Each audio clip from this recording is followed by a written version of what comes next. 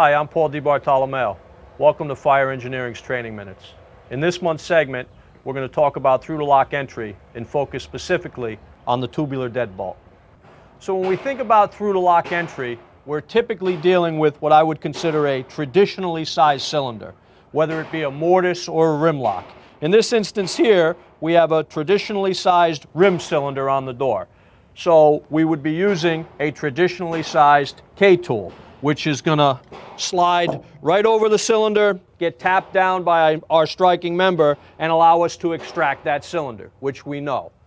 The issue with the tubular deadbolt is the large outer cone here. All right? Most of our traditional lock pulling devices, as the K-tool, are not going to get on that tubular deadbolt because the cone is so big it's not going to fit down in the jaws. All right? So we do have some options with some alternative tools. So we're going to talk a little bit about what our alternative options would be to deal with this tubular deadbolt. All right? We have what's called the R tool. It's just a larger version of the K tool designed specifically for the tubular deadbolt. And we see this larger R tool would slide right over the cylinder.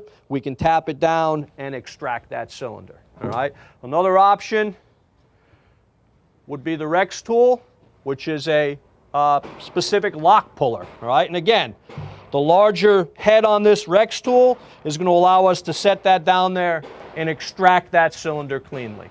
All right? So in a moment, we're going to have the guys come in and actually set this tool and pull that cylinder.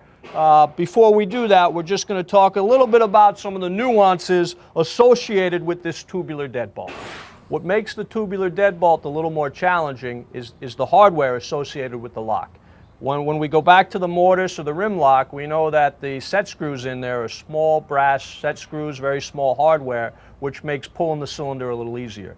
And I've taken a little time here to dismantle the tubular deadbolt, and we can see the hardware that connects the two ends of the cylinder together is pretty substantial. So when we're trying to pull this cylinder apart, it's definitely going to fight us a little more. So technique in extracting the cylinder is going to have to be implemented here because we don't want to damage the internal locking mechanism, thus making through the lock ineffective. All right, so the guys are going to come in and demonstrate the technique on how to properly set the right tool on the cylinder and how to properly extract this half of the cylinder so that we could get to the locking mechanism. And we'll talk a little bit about some troubleshooting that we may have to implement if the door starts to give us a little bit of a problem. All right, so our forcible entry team is set up with their lock puller. They're going to set up to extract this tubular deadbolt cylinder. Mark's using the Rex tool, and Zach is going to tap them down.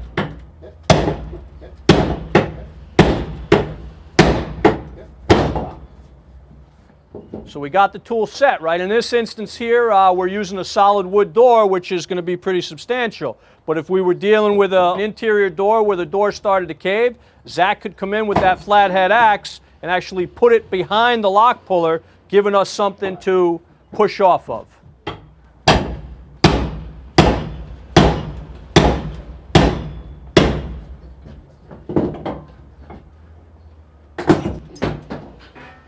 All right, we've extracted that cylinder.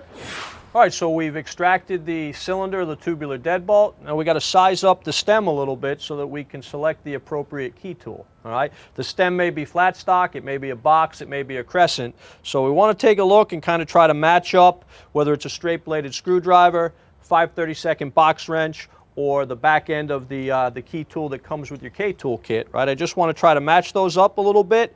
Looks like this is going to be the closest match, all right? I could come into the locking mechanism now with my key tool, get it into that opening, make my turn, and you see I just disengaged the bolt. So this is how we would gain entry fairly cleanly on this tubular deadbolt here.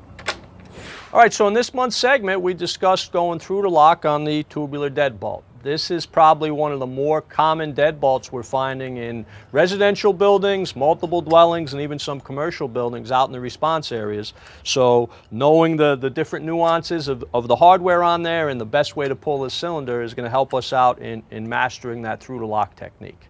I'm Paul DeBartolomeo. I'd like to thank Deputy Chief Matt Palmer and the members of the Stanford Fire Department for allowing us to use their training facility.